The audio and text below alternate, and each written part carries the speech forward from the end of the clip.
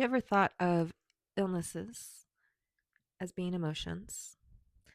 Maybe diseases being emotions, injuries being triggered by emotions, things happening in your auric field coming to light in the physical realm. I know I had my first inspiration with colds and flus, and I noticed how much release was happening compared to when I'm crying. And I related the two, and I feel like ever since I made that connection, my body has overall been much healthier. And anything that's physically wrong with me, I've spent literally thousands of dollars to the modern medical system to find out what's wrong with me, and they find nothing. And or their suggestions aren't aren't valid. They don't match. Their solutions don't work.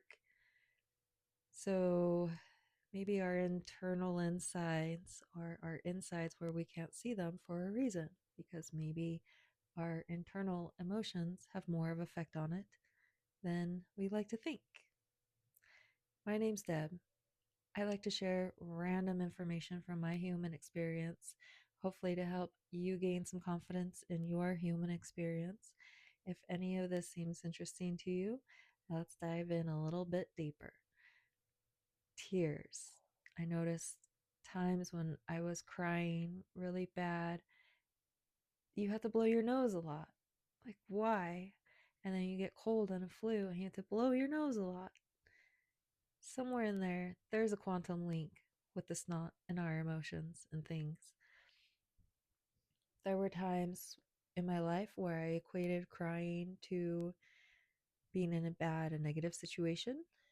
And I'll say, when I drank a lot, I didn't like the person that I was during that lifestyle. I didn't feel like it wasn't a good time of my life. And then I stopped drinking, started eating healthier, and hanging out with people that also did not drink and also focused on being healthier. And then I noticed that I didn't really cry as much. If I did cry, it was because of the custody battle with my first child. Like, that was pretty much one of the only hardships that I had during that time. Having to share custody as a parent sucks. There's, it was not easy for me. I've seen some parents do it amazingly. I was not that parent. I Yeah.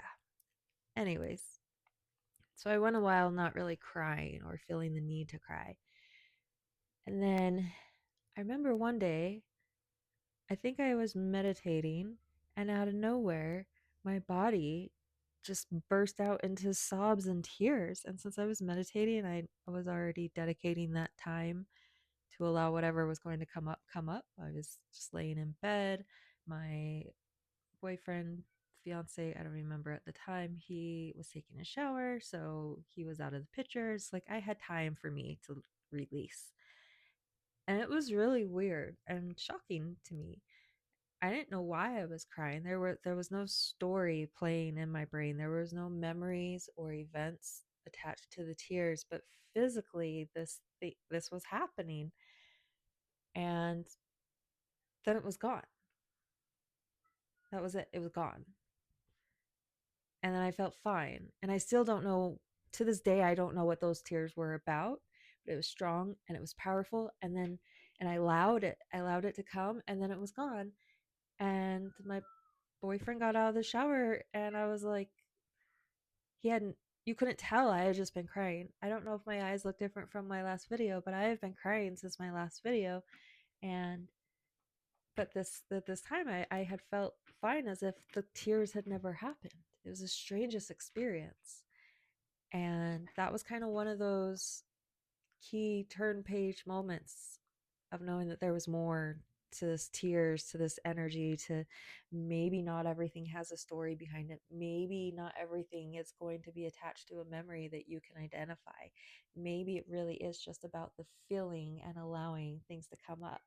Sorry if the video shakes. I spent a year or five with a tripod on my Amazon list and I got a cheap one and it's wobbly. So the cat bumps it, it wobbles. Back to tears. Since then, I have been more committed to allowing my body to cry when it wants to cry. And then as I got into the adventure world, and tears would come up instead of being fun and adventurous for me. It was not fun and adventurous, and my body, like I knew mentally I was going to be capable of it, but physically I could feel the tears in my body. And so I'd be like, okay, guys, like I just need to cry right now. Like, I know we're going to get through this and this isn't a problem. I don't really need a pep talk. I just need to let this happen. And so and I would just let it out and let it happen. And everyone's always been very supportive. And thank you so much for that. And like I'm moving through it and getting past it. And feels really good. And then there's times in life that you can't let it out. There's times when you have to go to work and you have to put on a mask and people ask how your day is and you have to respond. And you have to respond with your face and you have to respond with your energy, because if you lie, you say everything's okay, but like it's not. For me, people know because I don't hide things. When I say I'm okay and I'm not, people know. And it's hard for me to say it's okay when I am actually like what's okay? Are the events that happen that are a part of life that are guaranteed to happen, is that an event that's okay? It sucks. There's events that suck and you have to put on a mask for the world. And I would like to think that for my goal in life is to get to a point where I never have to put myself in that situation. That I can be allowed to feel what I need to feel in the moment, unless it is a life or death situation.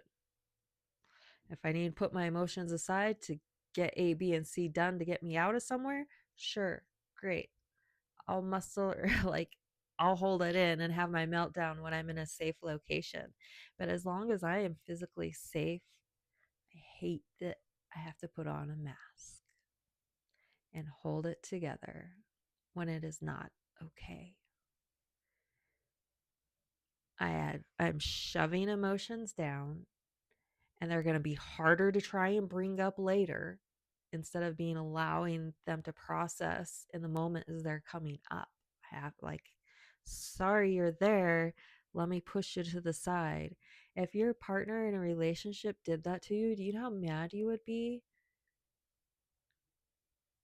Like, emotions need to be acknowledged, and all humans deserve the right of that freedom to process those emotions without feeling, just feeling like they can't, for whatever reasons. There is no good reason unless you're running from a tiger.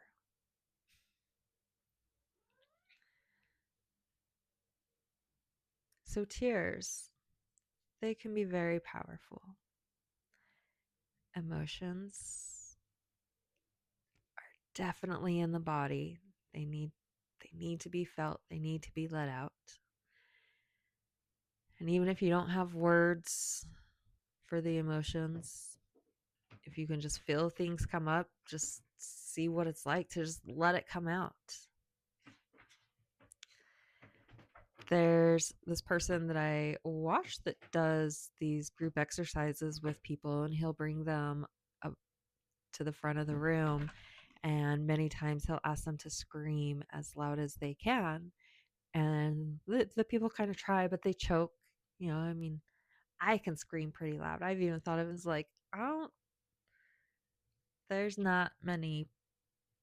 I can tell you exactly who has heard me scream the loudest that I can scream. And one is a desperation scream, one is a fearing for my life scream, and another one is just complete exhaustion, begging to God scream. And less than that many people have heard those screams come from me. So to be able to share that in front of a room of people That is scary. And it can feel like that with our emotions just coming up for ourselves to witness the emotions without a room of people. Like that can feel scary. And I noticed today, as moments throughout the day where any moment of pausing, that like the emotions would want to come up, and I wanted to like, oh, I have 5 minutes, let me process them, but also like, I only have 5 minutes. What if I can't stop? What if I can't shut it off? What if they don't want to be shoved down anymore, and I have these responsibilities that I have to take care of? People rely on me, my bills rely on me, my family relies on me, my future relies on me, and I don't have time to process these emotions right now. I guess it's not healthy. We wonder why we have all these mental health crises and identity crises within our society. Like there's a lot that can be done. And it's happening. I see a lot of people making a lot of great change, and I hope to be in a place, in a position where I can also help radiate some of that change and help create organizations where people actually need them, giving people the actual tools and resources to to change, create the change that I can within the people that are around me at the very least. I hope you strive to do the same, because that's why I'm doing this. Is I feel like all this is going to help at least, I mean, I know it helps at least one person because I have more than one person telling me so. I know that this radiates out to hundreds and thousands of people. These videos are meant for you to pull encouragement and inspiration from. And you wouldn't be listening to them if they weren't meant for you.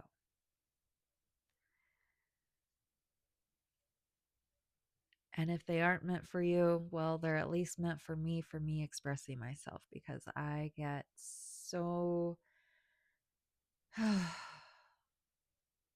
just a sigh of relief of being able to share and express myself. I have no idea who's watching these videos. I have no idea who you are, where you're at, or what you're thinking. And here I am, just sharing. It's what comes simple for me at the moment. And let me use this as a moment to encourage you to try something simple for yourself. Lately, I've kind of reached a point where I really needed extra help, and I asked myself, if I was my own life coach at the moment, what would I choose to do? And on that, I found some very simple modifications that I think will have huge improvements for my life. A is drink more water than I do coffee. That comes with busyness, and also I have issues with eating disorders. There's a different word for it. Restrictive eating, from being anorexia at one point, then full blown smoking weed all the time and just binging out on junk food. And like, really, it was easier to live off a Taco Bell than to go to the grocery store. Being young and dumb and always having kids to feed, like those junior cheeseburgers at Wendy's were pretty awesome for many years. And then from that to the health and fitness restrictions, like that's, you want to talk about restriction, that's restrictive. And then you go down the allergy route, and that restricts things even more. And then your body hits plateaus, and then you got to change things. So food is, if that has anything related to energetic symptoms or sentiments, that's something, I don't know the words for it, but that's something I should probably be looking into. And I really forgot where this tangent was going towards. Just make things easy for yourself. I'm drinking more water than I am coffee. adding in more fruit than I am chocolate. I've had a birthday and Valentine's Day really close together, and a breakup, and many people leaving in many forms. I've eaten a lot of chocolate. So, more fruit than chocolate, more water than coffee. What was the other one? Uh, yeah, I guess now I'm under pressure and feel a little shameful over all the chocolate. But mostly, I eat what I eat. I eat what I want, and I try not to feel shame over it. Am I going to feel shame when it's time to wear a swimsuit? Possibly. I haven't stepped foot in a gym in a very long time. I have not had a workout routine in over 2 years.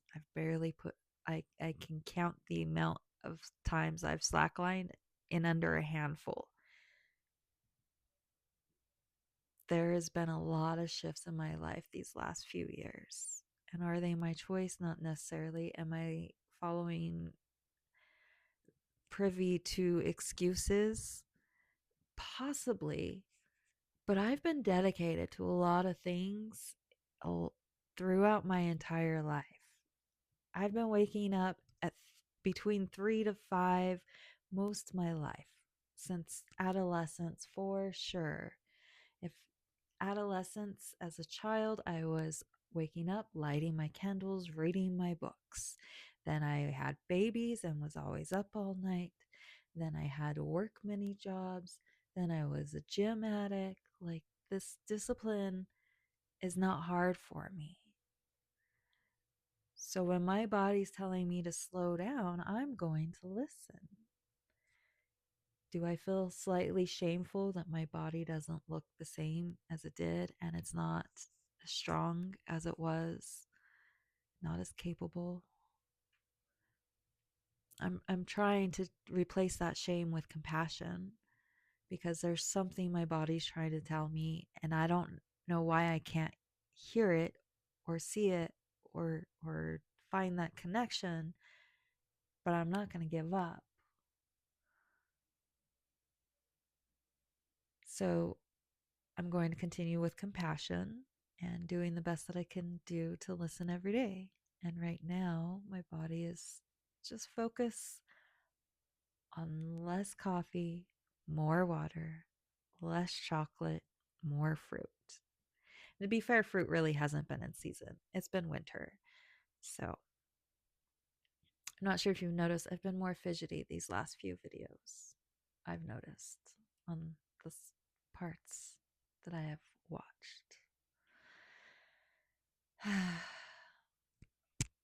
What was uh if I say I'm gonna do something, I want to do better at actually doing it. And this used to not be a problem for me until I the last few years. My body was definitely dysregulated, full blown overload of PTSD from, I mean, decades of stuff. Please, no one try to like piece together no one ever try to piece together my life of who did what or who I'm talking about or what scenario, because it is a spiral of situations. One level of abuse is still a different level of abuse here, and it's in my body, it's all the same, and I've experienced a lot. And where were we going with that tangent? Was just the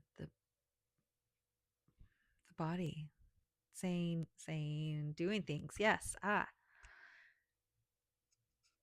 Through my frustration, a friend had mentioned an event, and it had been on my mind, and it's kind of hard to add in events to my life right now due to some personal situations that has made my schedules a little more full.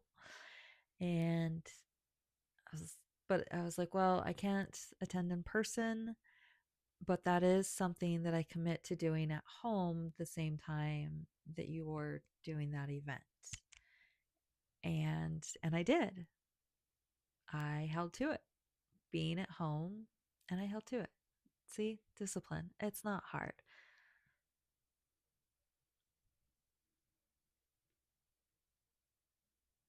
But discipline is necessary to make growth, usually. Even just the discipline to tell your brain that you're going to start saying yes more, or the discipline to say you're going to start asking your heart what it wants more. Like, discipline is an amazing word. Should really dive into that word sometime soon. Discipline is an amazing word.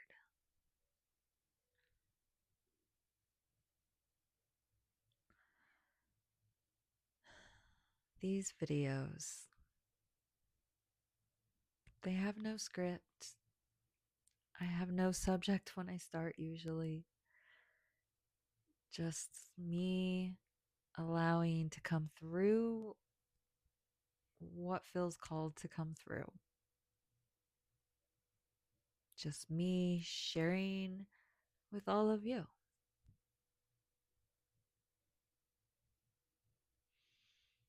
I think I'm going to wrap it up there. I hope you gained something from this.